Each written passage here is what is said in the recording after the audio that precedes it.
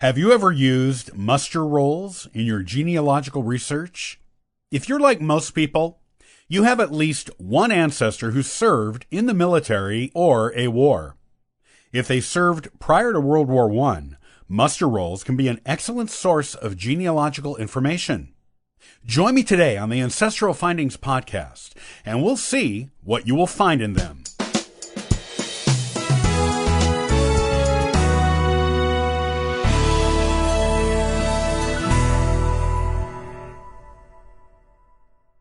Most of us will use military records in our genealogy research at some point.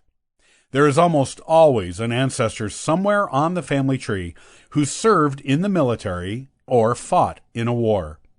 It may be someone you knew personally or an ancestor you never met, but go back far enough on your tree and you will inevitably encounter someone with military service.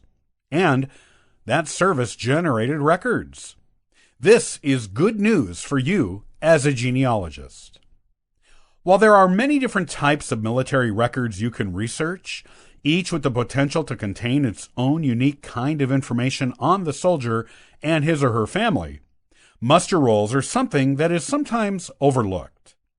This is because many genealogists think they are just lists of soldiers who were officially signed up for a particular war for a particular period of time. They do not know the genealogical value of muster rolls. You can find out much more about your ancestors from them than you may think. Therefore, they should be part of any military record search you do on an ancestor who served.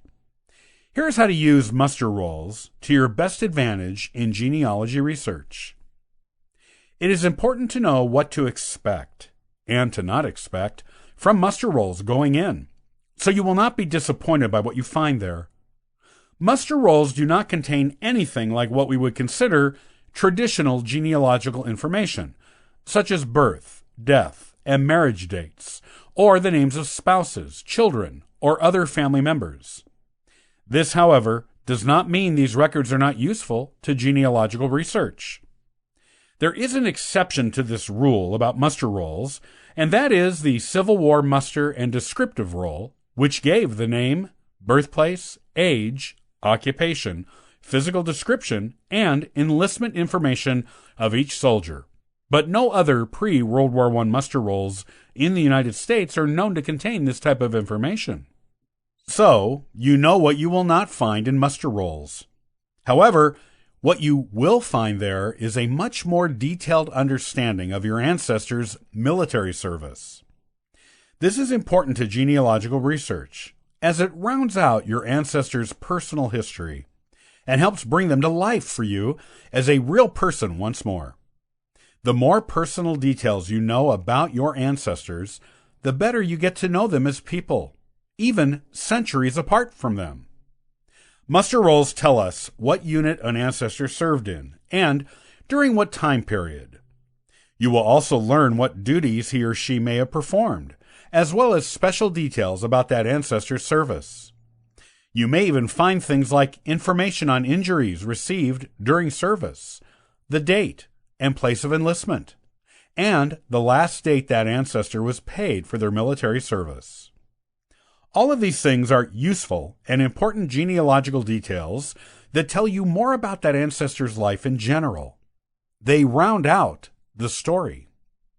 In addition to these details, you will also find the names of other soldiers with whom your ancestor served. This is also important information for a genealogist because those names can reveal relationships that may have been previously unknown. Pre-World War I, it was common for family members and friends to serve together in the same regiment or unit. By looking at the names of the other soldiers with whom your ancestor served, you may be getting a roundabout look at who that ancestor's relatives and associates back home were. Information that may not be available in other records. If nothing else, those names at least give you new avenues to explore for more details on your ancestor. Muster rolls were taken in low-level military units like companies and batteries, usually every 2 weeks or every month. How often a muster was taken depends on the war and what the unit was doing at the time. Sometimes circumstances like a battle, epidemics, and lack of access to writing materials and post office services delayed the muster. Musters were also taken at special times, like the formation of the unit, the disbanding of the unit, and when the unit merged with another unit.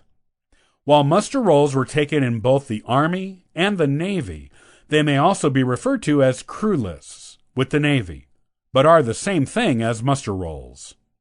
When a muster was taken, all of the soldiers who were present stood together and responded when their name was called.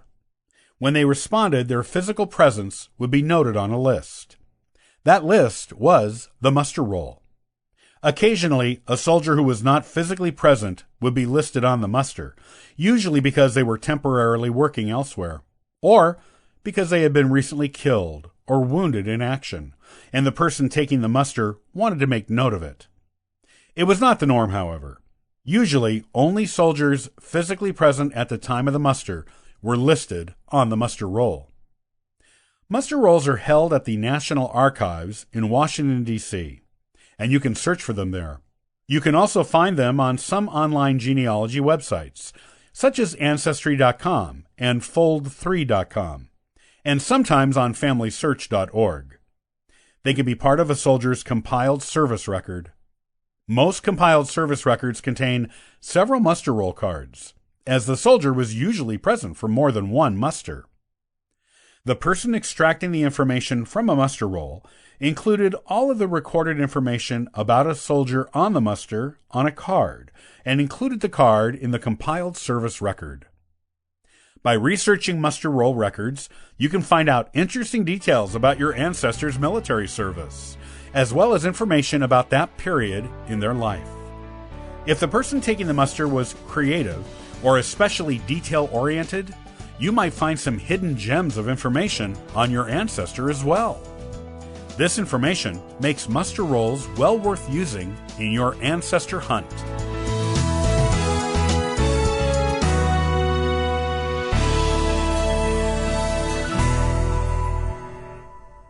While there were plenty of very young and very old people to be soldiers during the Civil War, only one has the distinction of being the oldest verified mustered soldier. He was 80 years old when he enlisted. Join me next time on the Ancestral Findings Podcast, and I'll talk more about his amazing story. Thanks for joining me today. I'll see you next time on the Ancestral Findings Podcast. And for further info, you can visit us at ancestralfindings.com.